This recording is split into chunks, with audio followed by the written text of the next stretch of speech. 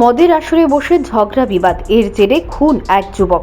ঘটনা মঙ্গলবার রাতে আমতলী থানার অন্তর্গত বাবুল চৌমুহনী 19 কার্ড এলাকায়। জানা গেল, এই এলাকার দুলাল শীলের ছেলে সুরজিৎ শীল সহ একই এলাকার আরও 4 জন মিলে এলাকার একটি রাবার বাগানের পাশে মদের আসরে বসে।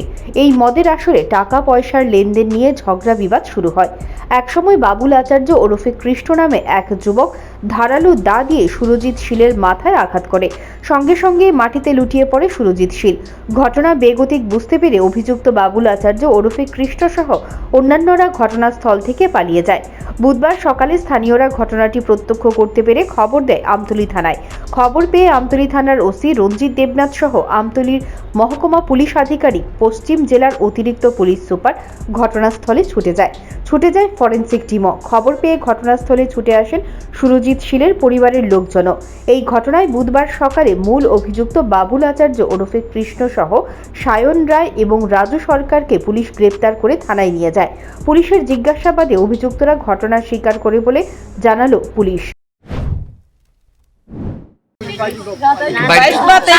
কালে কোন সময় থেকে বাড়িছে কোন সময় বাইরেছে এটা তো আমরা কইতে পারি না। কোন সময় বাইরেছে আমরা তাও জানি না। ইয়ে কেবলা মারছে, কি হয়েছে, কি আসবে, কিন্তু আমরা বাড়িতে খবর দিছে আমার বাইরে মারি রাখছে। কেটা বলছে আমি তাও জানি। গতকাল রাত থেকে বাড়িতে গেছিল উনি নাকি? না, কালকে বাড়ি তুই গেছে না। এরপরে আমার ভাইয়া আমার ফোন করে কইছে তুই বাড়িতে তাড়াতাড়ি। আমি কেটে কি হয়েছে, আমার সাথে বাইরে মারি লাগছে। তখন আমরা ইয়ে না আইছি। যারা এই ঘটনা করছে মানে তাদের মধ্যে কি কেউ কি ধরা পড়ছে পুলিশের কাছে? তখন তো ধরা বলে অলরেডি দুইজন পুলিশে ধরছে, প্লাস থানার মধ্যে আছে। আরেকজন এখনো ধরছে না। কোন থানাতে?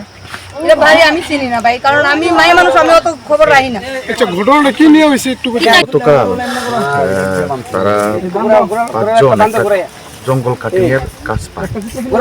তো কাজ পাওয়ার পরে তারা যখন কাজটা শেষ হয় তখন সামান্য কিছু যাই রোজগার হয়, কিছু টাকা পয়সা নিয়ে এই পাশের জঙ্গলের মধ্যে তারা সন্ধ্যার পরে ড্রিঙ্ক করতে বসে।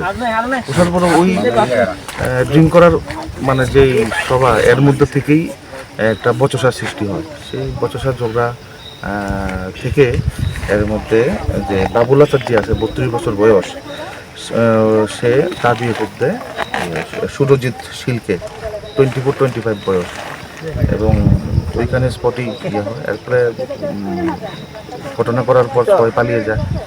এরপরে প্রিন্সিপাল এপি অ্যারেস্ট। কতজনের আপনারা অ্যারেস্ট করেছেন?